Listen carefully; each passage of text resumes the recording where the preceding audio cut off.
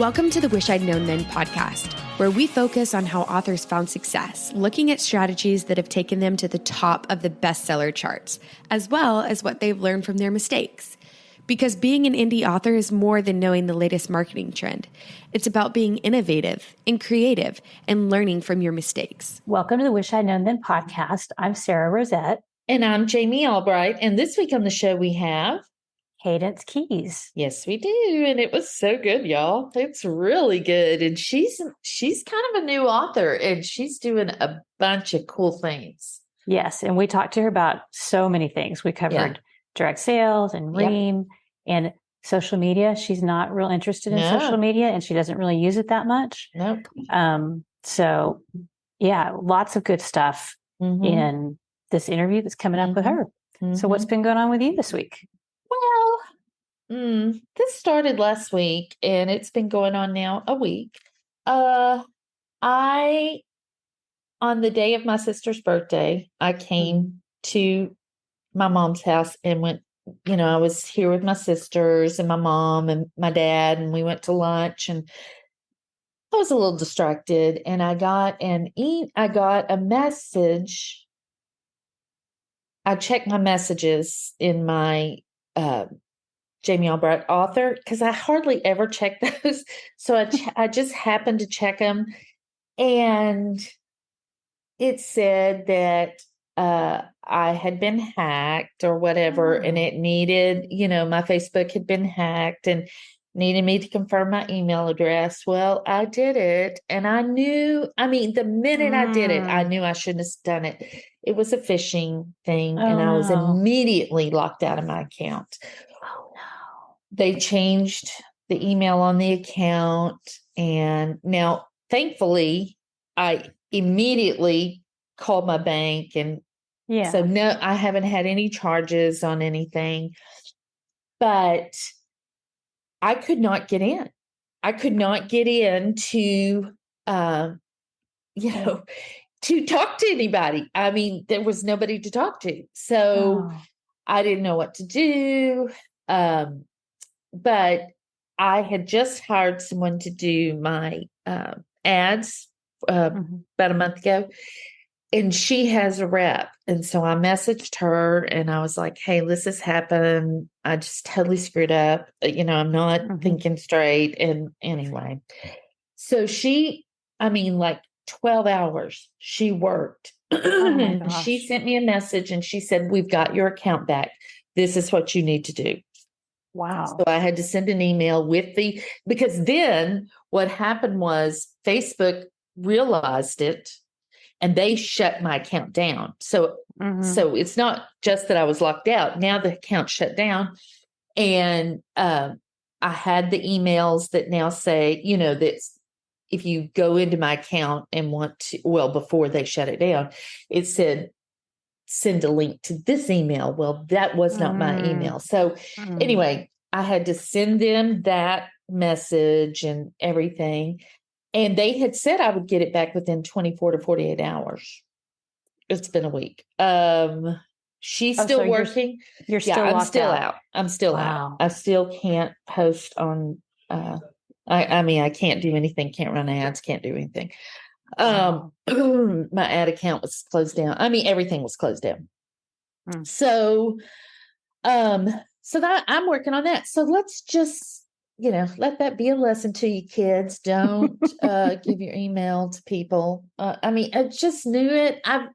I've seen those before. It's been a long time since I've seen them, but I've seen them before. I knew, but I just we all make mistakes. We all do things that are wrong. And I was we're I just you're out of your normal mindset thing. Yeah. So anyway, send good thoughts because I really need that account back. But in all honesty, I haven't stressed just a ton about it because I do think I will get it back. Only because of Belle, the girl that's running my ads, because she has someone she is actually talking to. She knows an actual person, a human that will. But I haven't really worried a ton about it. today I'm probably more worried about it than I have been because it's been a week. But Yeah. But this is one of those things that it will probably all work out, but it's very stressful in the middle of it. Yeah. And I can't really do anything about it. I've done everything I can. I mean, every day I'm just sending the email again because I want them to see it. And because I feel like if they see it, they'll take care of it. But anyway, we'll see what happens. But yeah, so that's what I've been dealing with all this week. Taking all your time. Yeah. Yeah. And, I'm still at my mom's. I'm actually going home this afternoon, but, and so, but I mean, you can deal with this from anywhere. Yeah. But yeah. Well, I too have had tech issues this week. Oh no. Well, I sent out the survey and we're not quite sure what happened. I've got a notice that my Shopify store had been updated to the one-page checkout, and that may have impacted things, but everybody was supposed to get a link to go complete the survey with a gift card. And some of the gift card amounts were not being applied and people weren't noticing and they were checking out. And so I've been doing some refunds and letting people know, no, you've already paid for this. You don't have to pay again. It's more, the Shopify is more to help me keep track of the inventory and to know where to send things, because Kickstarter doesn't collect that information, or they collect it, but they don't pass it on to me. So I have to find out where you live, where should I send your books? Right. And so that's been a little more time consuming than I thought, but it was stressful, but I have to say my readers are very, very nice. They're very nice. And they're all like, I'm so sorry. I didn't see that wasn't applied. And so it's, in a way, in this episode, we talk with Cadence about building deeper connections with your readers. Yes. As I was replying to all those emails and figuring everything out, I was like, this is a way that even though I wouldn't want to do it this way, this is a way that you're getting to know people. And I had one reader send me a message with the subject line said, failed to follow instructions because I told them, step by step how to do it. And so it's just interactions with your readers that you don't normally have if you just sell direct sales or on the retailers. So anyway, that's what I've been doing. That's hopefully getting to the end of this. We're getting everything sorted out. Right. And soon I will be ordering all the stuff. I feel like that will be the fun part. I'll get to order the books and the puzzles. And I got I added color to the interior pages of the book. Oh, how beautiful. So I'll post a picture of this in the group. Yeah. So every chapter head has what looks like the cover, the background of the cover. Yeah. So I'm really pleased with all that. That's going really well. And so that is all I've been doing. And that's it. That's the whole update. Yeah, there you go. Awesome. Well, we have a new supporter, don't we? Yes, we do. We have Tammy she picked a crown. So thank you, Tammy, for supporting us. And if you're interested in supporting, you can go to wishidknownforwriters.com/support and sign up there. And we just thank everyone who is supporting us. Right. And we have a supporter meetup, Zoom call on the 15th of October. And we're going to post today. Well, Sarah is. Yes, I will post in the group. Sarah's going to post in the group of what you want to talk about. So, yes. Now I have an idea. I thought if we don't have any other suggestions, we might just pick a trope and talk about a trope. Do you like that? Yeah. Okay. That sounds good. Good. And we could talk about how it works well, good examples of where you've seen it, why we like it, stuff like that. Right. Excellent. Okay. All right. We should probably get on with the interview because it's awesome. Yes. All right. Here is Cadence. Today, we are really happy to talk with Cadence Keys. Hi, Cadence. How are you? Hi, I'm good. Thank you so much for having me. Oh, we're happy you're here. Good to see you again. We met you at InkersCon. So that is a great conference, and you meet great people when you go to conferences. That you're living proof of that. So, Well, here, let me read your bio, and then we'll get into the questions. Cadence Keys writes steamy, heartfelt contemporary romances with relatable characters. When she's not writing, she's an average frazzled mom chasing her two toddlers around or curled up on the couch watching movies with her husband. So that's great. I love that bio. Very, very relatable. Yes. Most of our listeners can relate to that, I think. Well, tell us how you got into writing, Cadence. So I've been writing off and on kind of my whole life, but I never could finish a book. I can tell you I've got endless manuscripts on computers, old computers, files that have transferred over that were just never finished. And then I had started a story in like 2016, 2017, I think. And again, didn't finish it, put it on the back burner. And then I had my son in 2020. He was born a month after lockdown. Oof. And as you know, there was nothing to do. Yeah. And I'm dealing with a newborn. I'm on crazy hours. Yeah. And he was a miracle baby. So there was also some of that, like, anything is possible kind of thing. And those characters from that first book just kept talking to me and saying, hey, finish the story. So I did. And I haven't stopped since. Oh, that's amazing. Wow. Yeah. So that's so funny because same thing happened with me. I had 2 kids. My second child was born. And I was like, it just hit me. I was like, man, life is only going to get busier from here on out. And I've always wanted to finish a book because I had plenty of starts.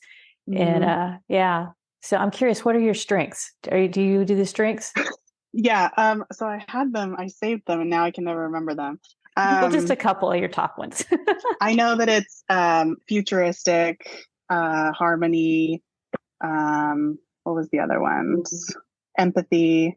Yeah. I'm like 4 of my top 5.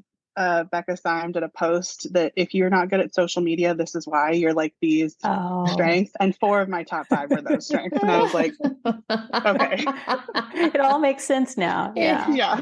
Light bulb moment. Yeah. Yes. That's so funny.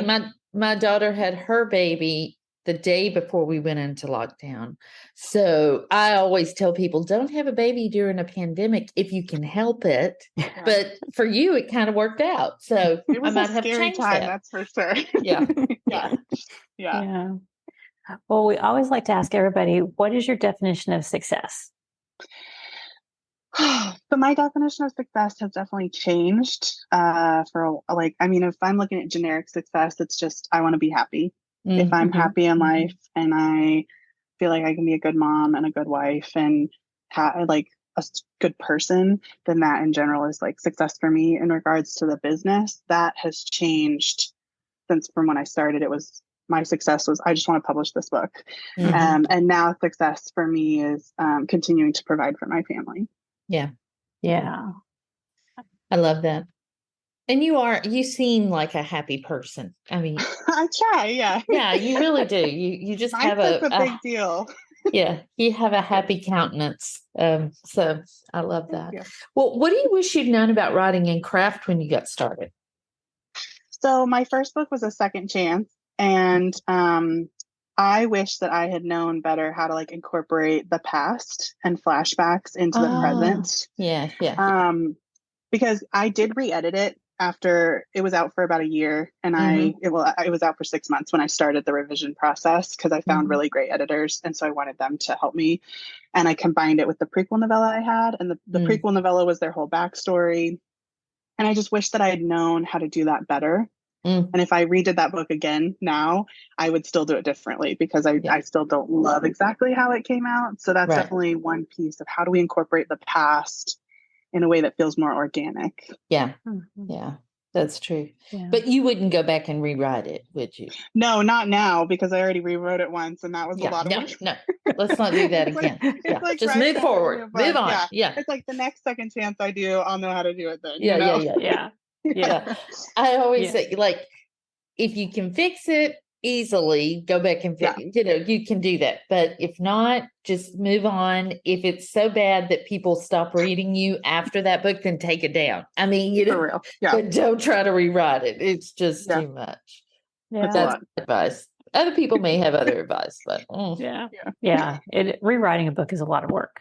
Well, because when I'm done with the book, I'm done with the book.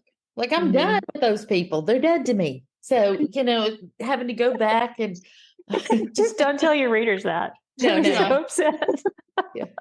Well, no. dead to me. But yeah, they are. There is kind of it's like author amnesia, like that story's done and it's gone. And then like you go back later and you're like, whoa, okay, I totally forgot that whole novel, whole subplot or whatever. Yeah. Well, and it's also like when you're watching a show or reading a book series and you've got the love interest and they're like, you got all this tension. And then in, book 4, they get together and then nothing, it's like, well, it's kind of how I feel when I go back to a book. It's like, even writing like second epilogues and stuff, I'm like, wow, it's hard to ramp up that tension because, they're together, they've, so it's hard. Yeah. Bonus epilogues. I'm trying to train myself to do it while I'm writing the book the first time. That's a good idea. Going back, it's like pulling teeth. Yeah. To get that. It's a very good idea. Yeah. This makes me feel better because I have a hard time, like, like readers love like Easter eggs and things in the, like if you write a series and if you can incorporate little things from other books into it, they love that. But that's really hard for me to do because I'm done with that and it's gone. And it's like, what were their names even? I don't even remember. But anyway. Yeah. Well, what about marketing? What do you wish you'd known about marketing? Oh, for marketing, there's so much because there's so many different ways to market. But I wish that I'd known or that I'd believed enough at the beginning that it's okay not to do everything that everyone else is doing. Yes. So like picking something that so for me, social media is the thing that everyone's doing and it doesn't work for me, not because it's not effective. To say TikTok doesn't work would be really naive because it does, right? We've seen it work for a lot of people.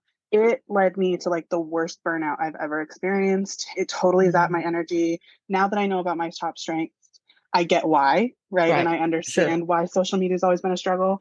So I take that energy and I put it towards my newsletter, which I love. And so and I get more sales, right? Because I enjoy doing it. And I think that comes through.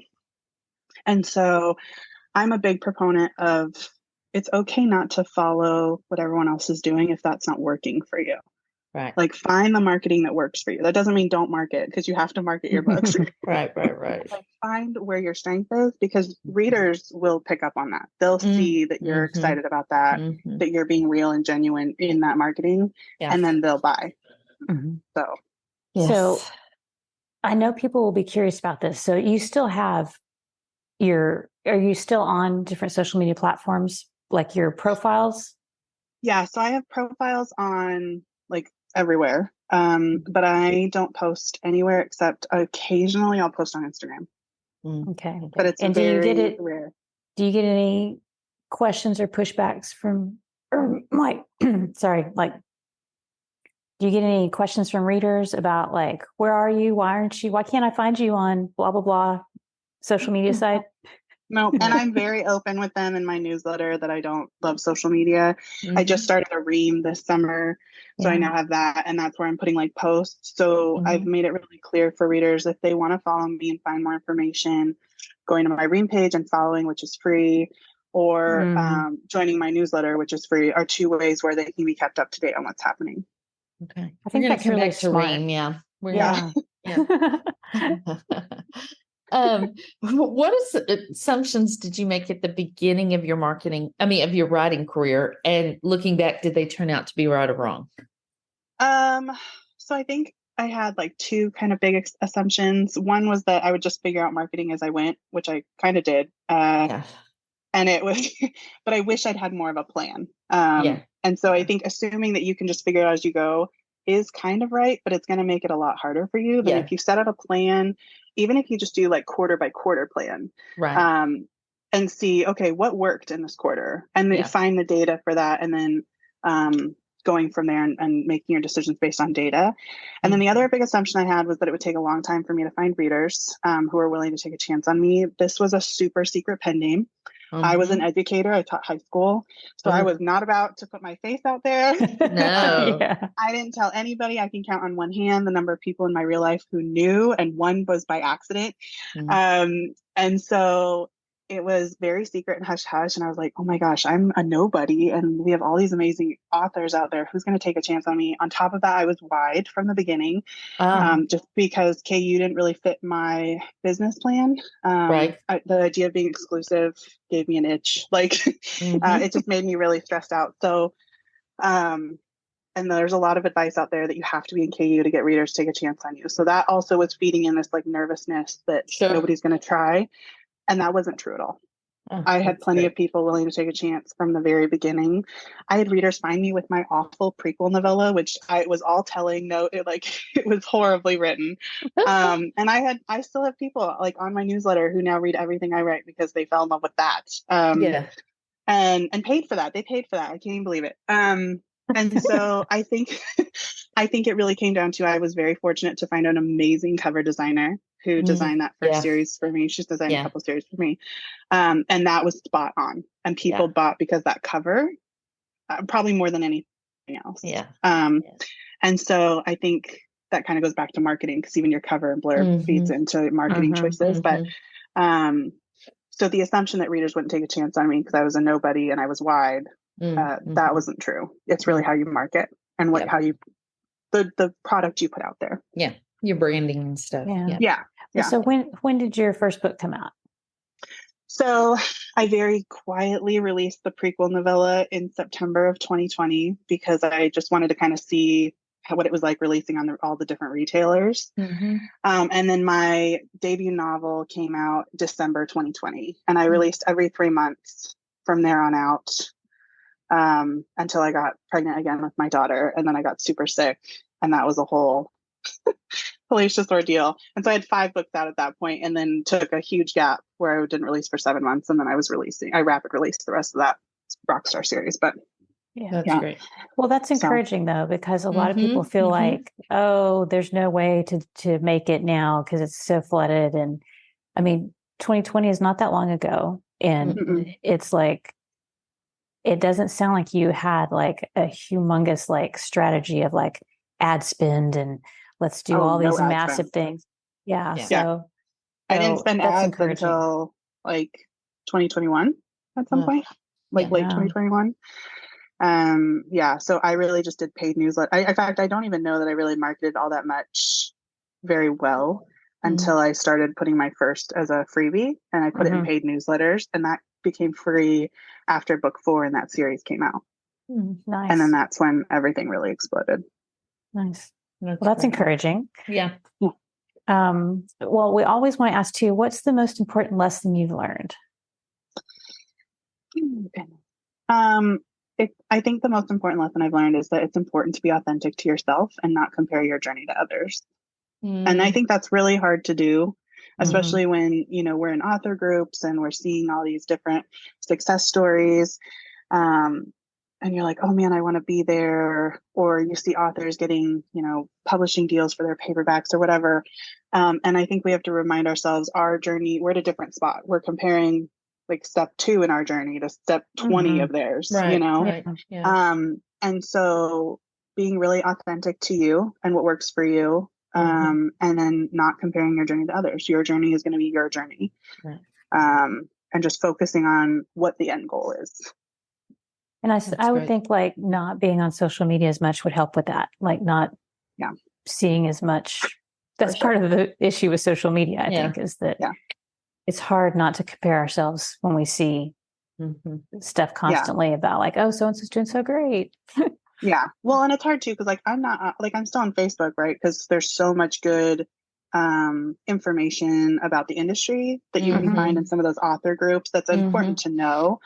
But it's about finding that balance of okay, what's informative that I can then take and help build my business, and what's just going to diminish the respect I have for myself or my success, because I feel like I'm not a success, even though publishing is hard. If you've published a book, you're successful, because this is a lot of work. Yes, and very true. I think that we need to start celebrating those small wins as much as those big ones. Right. Very good. Well, this may be the same answer. So if it is, we can move on to the next question, but it might not be. So what's the biggest change you've had to make in your thinking? Is there... Yeah. So, because selling direct has probably been the biggest change in my thinking, Yeah. and how I connect with readers. Yeah. Because I found, so one, I don't like social media, right? Mhm. But I also don't feel like it helped me make authentic connections, Mhm. probably because I don't like social media, so it's not authentic for me. Yeah. But even my newsletter, I was making some connections and I was getting responses back and people would reply to my emails, but still felt not as deep as it could go. So Mhm. that's been something I've been working on, is how to deepen those connections. And that takes a bit of a shift of like, how do we connect with readers in a way Right. that's real? Mhm. And then selling direct, because you're in control of literally every step of the buyer process and the buyer journey. Mhm. And it's completely different than being reliant on retailers. And so that's been a really big mindset shift for me, Mhm. especially in the last few months, Right. because of switching to Shopify and really taking it to the next level. And so, yeah, that's a lot. Mhm. Yeah. Let's talk about that, since Yeah. we're kind of one reason we wanted to have you on is because you've used WooCommerce and PayHip, and now you moved to Shopify. So can you kind of talk us through how you, like, what mindset changes you had to make to get into this, and then how you worked it out in your business? Yeah. So I knew I wanted to sell direct. I already had a WordPress.org site. So I got WooCommerce because it just made sense at that time. Mm-hmm. And that was summer of 2022.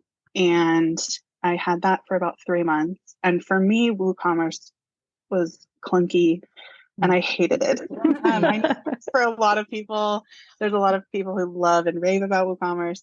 It just was not the right fit for me, because I just found it really clunky. I didn't love my website anyway. There were all kinds of weird settings I couldn't figure out, and I was having help. Like, I had help from somebody at Woo, and I was still having a ton of issues. And so, what prompted me to switch to PayHip was Amazon erroneously shut down my account last December for about a week. Yeah. And that was about 40% of my income. And so I was like, I can't rely on Amazon. I don't trust them now anymore. Like, that bridge has been burnt. Yeah. And I wanted to really dive into direct. But I knew WooCommerce, I wasn't feeling confident with WooCommerce. I felt like there was too many issues that I'd come up against, that I just wanted to try something else and start fresh. Mhm. So I switched to PayHip. And PayHip was great because it makes it really simple. It's got a really simplistic design. They have cross sells and upgrades kind of built in to their system. So you can set it up under the marketing tab pretty easily. They have some analytics, and they'll sync with Google Analytics, so you can analyze kind of who's coming in and whatnot. But I still was in that retailer mindset, and I didn't even know it. Because I was running my Facebook ads the way I'd always run them. I just switched from Amazon to my direct store, but they were still traffic ads, and they were still to my free first in series. And I did that for the whole time I was on PayHip, and I would get people downloading, and I had my back matter all, formatted so that there would be a discount code to the next book. They'd get cross-sell offers to buy the next book if they bought this one at a discount, all those things. And I wasn't getting a lot of sales on my store. I wasn't losing sales because the retailers were thriving based on those ads and the sell-through, but they weren't buying from me, which is what I wanted. I wanted them to come buy from me. Yeah. And so I couldn't figure out what I was doing wrong. We were planning this big move. I was still working at that point. I was part-time teaching, because last year I went down to part-time. And so I was like, okay, I don't really know what to do. I don't have a ton of time to figure this out while we're dealing with this move. So I'm just going to leave it, but make a plan for what I need to do. And then right before Inkers, I was in a Facebook group, and they were like, don't run traffic ads to your direct store. You're throwing money down the drain. And I was like, well, I wish somebody would have told me this back in January. And so that was when I learned about sales ads. And of course, that was right before Inkers. So literally we're at the height of our move. And so I don't have any time to do it. So when I got back from Inkers, I was like, I don't want to start sales ads to PayHip when I know that I'm planning to move to Shopify. So instead, I shut everything off, gave myself a brand new baseline, and set up my Shopify store. And so there was about a 2-week window where everything was just dead in the water. And traffic was just whatever organic traffic I was driving from my newsletter. And then once I started my Shopify store, I built a bundle because I tried the free thing and I didn't really like how that worked. So I tried a bundle, and started sales ads, and right away, gangbusters. Like I made 2 times more money in essentially 2 weeks, because it was about mid-August by the time I did finally get things going on my Shopify store. So at that point, it had been a month since I'd had my ads off. And so in those 2 weeks, I made twice as much money as I made in all 7 months on PayHip. Wow. Yeah. And so that was really eye-opener for me. And I was like, okay, all right. This is going to work, right? Yeah. So then my goal became, because Shopify has that deal where it's 3 months for $1, and then you can either do monthly or the yearly. But if you do the yearly, you get $10 off each month. So I was like, okay, my goal now is to make enough in these 3 months to pay for the yearly, and I did. Yeah. And so I was really, really excited about that. Yeah. And my store, my direct sales ended up being 40% of my sales last month. Oh, wow. Nice. And That's I had like my 4th best month of the year. So, well, I was just going to say, I think you're amazing to do something and go, oh, this could be better. And you're willing to leave something behind to go to something else. Because a lot of us were like so invested in, but I've already created this blah, blah, blah. And why would I mean, like, you may know that it might be better to switch, but it's hard. So I'm impressed that you've done that twice. Yeah. It's a little scary. But I think mindset is really important, right? And it's like, you don't know if you don't try. And I didn't have much to lose because I wasn't making much to begin with.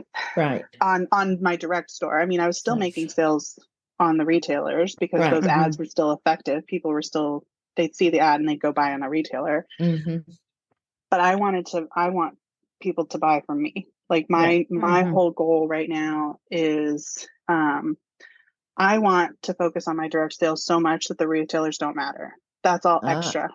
The money that I can bring home, the money that I can pay my bills with, I want it to be generated from my store. That's like my end goal right now. Wow. So are you using that bundle? Is that what you're using to drive traffic? Yep. And so you're just focusing on that. Yeah. And right now I'm also extra. It's a football bundle, and I always have great sales in the fall and winter because football season, and the next book in that series releases around the Super Bowl. So I'm expecting a surge then too. But so I'm releasing that bundle, and that bundle includes the 5 books that are out on retailers, and then a website exclusive novella. And that novella is different than a reader magnet. It's not a reader magnet. It was part of a charity anthology earlier in the year. And when I got it back, I was like, well, I don't want to put this on the retailers because I can control on my store where that like shows up. Right.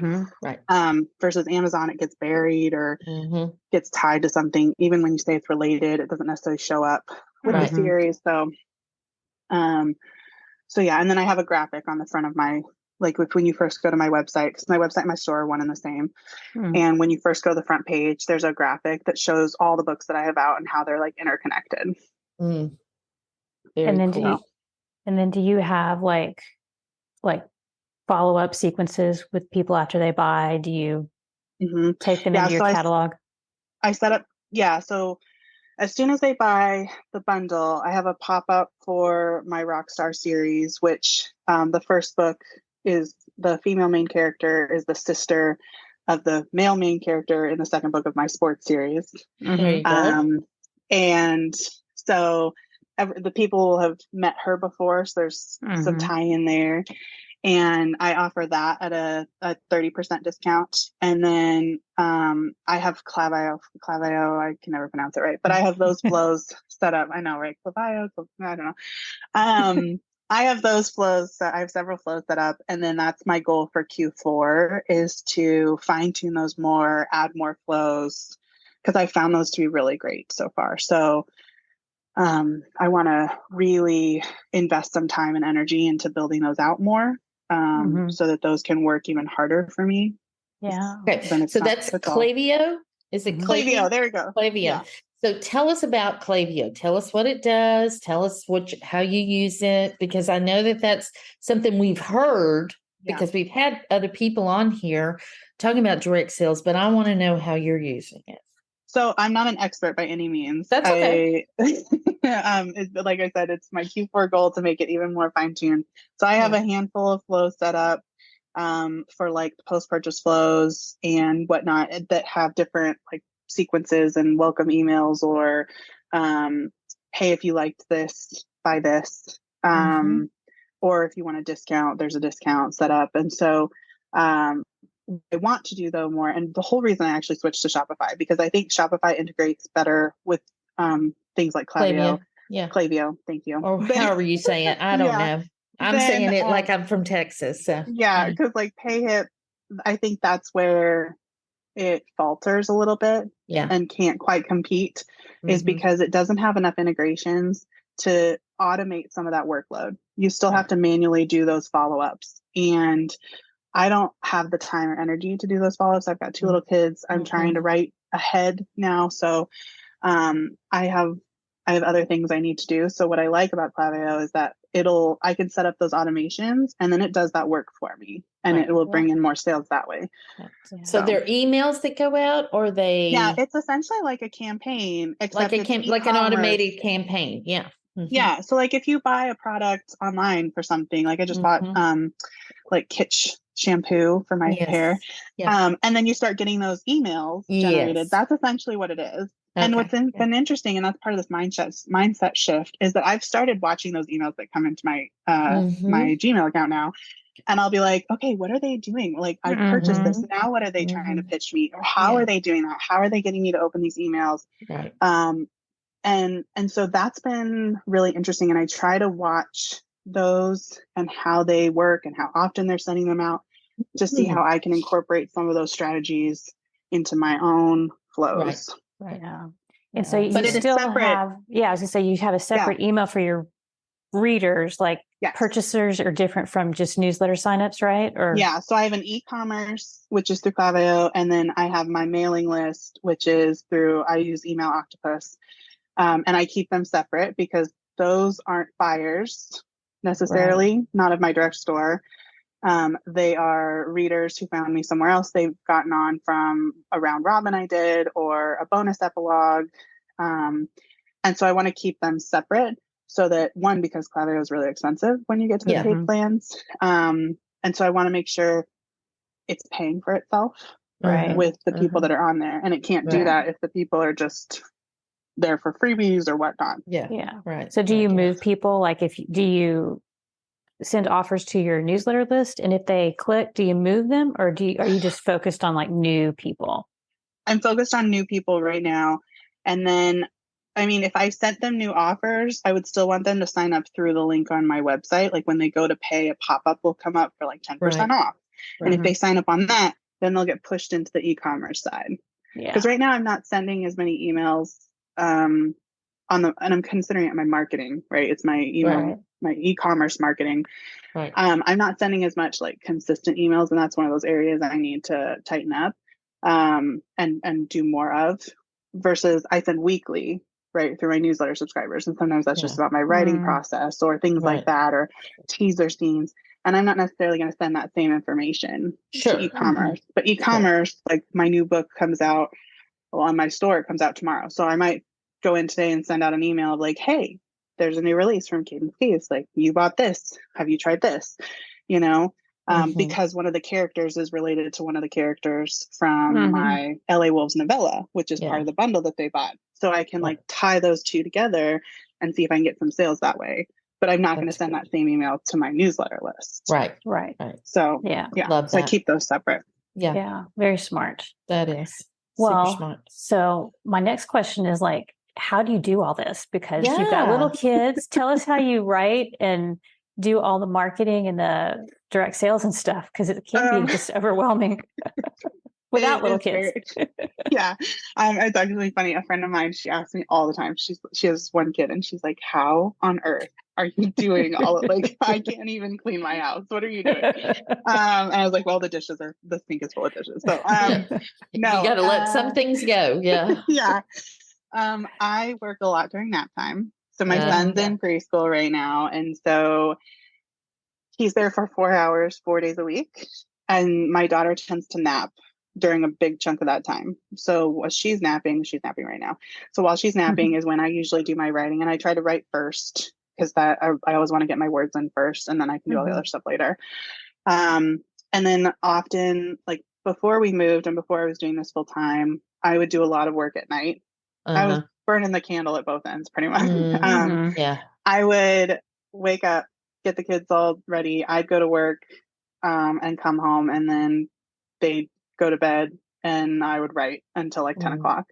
And I'm not a nighttime writer. My peak time of productivity is like between 9 and noon.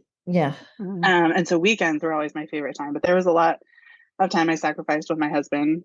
Well, I mean, he was like all for it. He's my biggest supporter. And that man tells literally everyone he meets, and I do mean everyone, that his wife is a romance writer. He told his doctor and the nurses as they're putting him out for his colonoscopy. And I'm like, what are you doing? He's like, hilarious. I told them all you're a romance writer and that they should read your book. I'm like, no. This is your secret pen name that's not so secret anymore. Yeah. Well, now it's not, because I quit my job and I'm doing this full time. So I'm a lot more open about my face and who I am and stuff. But it's funny. So it's about finding that time. Something that helped a lot was I did the HB90, Sarah Cannon's HB90 system. And I found that setting quarterly goals and being really realistic about what those goals were and what I could feasibly accomplish was the most helpful thing for me, because it would help me just ignore all the excess, which is hard to do because I have ADHD too. So like I can go off on a tangent in no time. But that helped me really narrow down my focus and what was the priority. And anytime I'd find myself shifting from that, I'd be like, no, the goal, this is the goal. This is what we're focused on right now. And then I can put that next quarter. And I think that's what's helped get so much accomplished in just the short. I mean, I've only been publishing like 3.5 years or something like that, or 3 years. 3 years, really. 3 years, So, so yeah, I think that's really what it is, and just being really dedicated and persistent. Yeah, I love that. Well, tell us about Ream. Why did you decide to use Ream? What are the benefits of Ream? All the good Ream stuff, because we love Ream. So I'm still, so I started Ream this summer. That was part of my Q3 goal, was getting my Ream launched. And Ream is Michael Evans and Amelia Rose. They put this together. They're amazing. Michael is probably one of the nicest people I've ever interacted with online. He's in the subscriptions for authors group, and he's just so positive. Like, talk about a positive person. That's a positive person. And I loved that. I loved that he, like, though they felt real about like the purpose behind Ream and why they built it. I'd been looking for a different way to connect that wasn't social media and wasn't my newsletter, something where I could put posts and it would be there, and different ways to connect with people. And so I decided to launch it. Right after I launched it, they started the follower tier, which is a free tier. And I loved that idea because then I could get people to see what it was like, because it's hard to get people to try a new platform. Yeah, it is. And so, and especially because it's not as popular as Patreon yet, because I think it will be for authors. And so, it's this whole new thing. So what I did was I started a book club where I promised to go through and read and annotate 3 to 5 chapters of one of my free books that I have posted that's available for everybody. It's one of my free books on the retailers. And we would go through and read that together, and they could leave comments or questions, and I would answer it. And so we did that, and I sent it out to my newsletter. And I'm up to, it's not like a ton. I have 19 followers, but I've gotten 2 subscribers, which I'm excited about. One of which just found me, like, they're not on my mailing list. They're not, so it's just different ways to connect with people. And one of them has been super engaged. And so we've been talking a lot through the comments as I go through and annotate, and she'll ask questions, or I'll ask questions and she'll respond. And so that's been really great to connect on a deeper level and get to know readers better. And so I like the platform because I can put posts, I can put polls, I can do different things, and they can comment and interact. And I'm still learning how to connect with readers in a deeper, more authentic way. Right. And so I think that that's going to be the best place to do it. Yeah.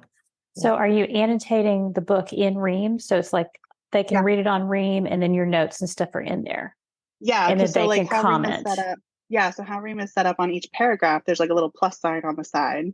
And if you click on that, you can leave a comment for that section. And so I'll go through and comment on like what I was thinking at the time that I wrote that character, or if it was based on something real, or a unique info about the scene, like if a character name got changed, or whatever, right? Or if I didn't know a character was going to do something and then they ended up being a really important part in the end, like I'll share all those little tidbits with them throughout the story. Right. Nice. Right. That's really cool. Yeah. Yeah. And 3 to 5 is doable for me, right? Like I can annotate a couple chapters a week, no problem, and still get all my other work done. Any more than that, and it would be kind of challenging, but yeah. Huh. Well, I think that's amazing. And you're right about Michael. I mean, I was just at NINC. He was there. And I'm going to tell you right now, if there had been a NINC parade, Michael would have been on the float because everyone loved him. They were talking about him in every group I was in, you know, like at lunch or just sitting around talking. Everybody was talking about how great Michael was and how smart he was and how young he is and just how brilliant he is. Yeah. So they loved him. Yeah, he's fantastic. And I love what he's championing. I can't even talk today for our community, right? Like for the indie world, he's such a big positive proponent, and we need more of that. There's a lot of drama in this industry, and it's and it's nice to have someone who's so upbeat and so uplifting and encouraging. So That's great. I think it's really great that they're involved in the community, like they're authors themselves. So, you know, it gives a totally different perspective than a company that's just like, hey, this is a need, let's fill it. Right. If it grows out of an author seeing something that needs to be done and working towards a solution, it just it resonates more with me as a writer. Agreed. Exactly. Yeah.